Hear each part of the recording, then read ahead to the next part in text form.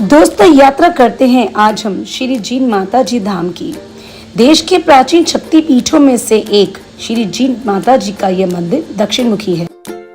यह मंदिर राजस्थान के सीकर शहर से करीब 29 किलोमीटर के डिस्टेंस पर है। मंदिर का महत्व और चमत्कारों के बारे में जानने के लिए बने रहिए मेरे वीडियो के अंत तक। राजस्थान में जीन माता जी की भक्तों में बहुत मान्यता है और यह लगभग 1000 वर्ष पुराना मंदिर भक्तों की आस्था का प्रतीक है। सच्चे मन और आस्था से जो श्रद्धालु यहाँ आते हैं, माँ उनकी मनोकामना पूर्ण करती है और कहा जाता है कि कुछ रोगी तो माँ के दर्शन मात्र से ही ठीक हो जाते हैं। ऐसा भी कहा जाता है कि इस मंदिर में औरंगजेब को भी नतमस्तक होना पड़ा था। मंदिर के चमत्कारों से वह इतना प्रभावित हुआ था कि उसने मंदिर में अखंड ज्योति जलवानी शुरू कर दी और उसका तेल दिल्ली दरबार से भेजना शुरू किया था।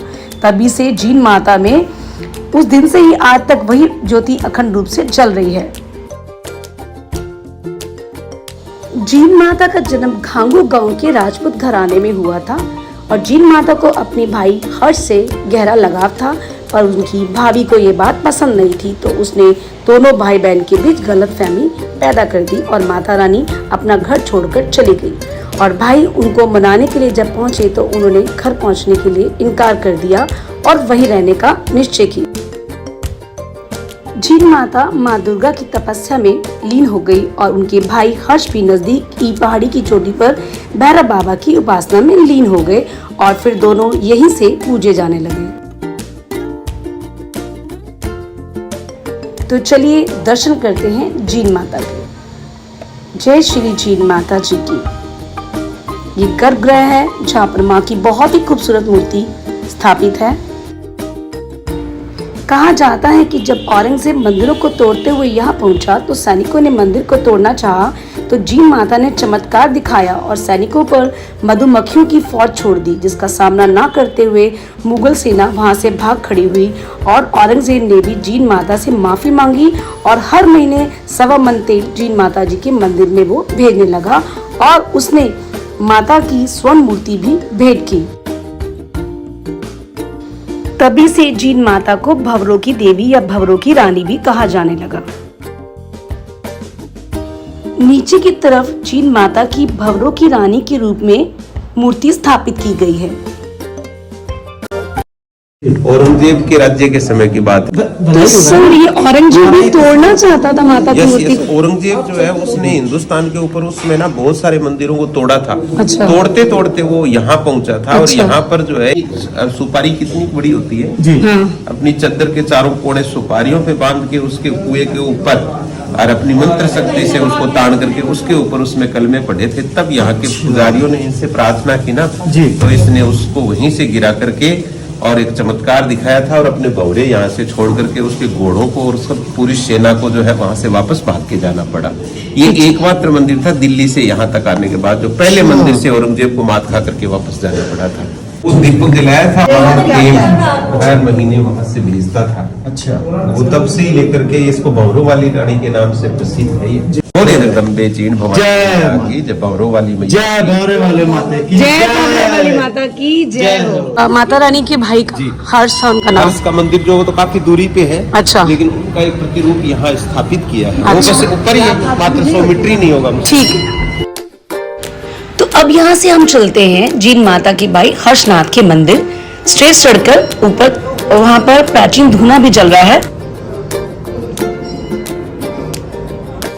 तो ये है श्री हर्षनाथ भैरव मंदिर। ये किनका मंदिर है? ये हर्षनाथ भैरव जैन माता का भाई। तो यहाँ से हम थोड़ा और आगे चलते हैं जहाँ पर प्राचीन काल से धूना चलता चला आ रहा है और पंडित जी से इस मंदिर के बारे में कुछ और जानकारी लेंगे।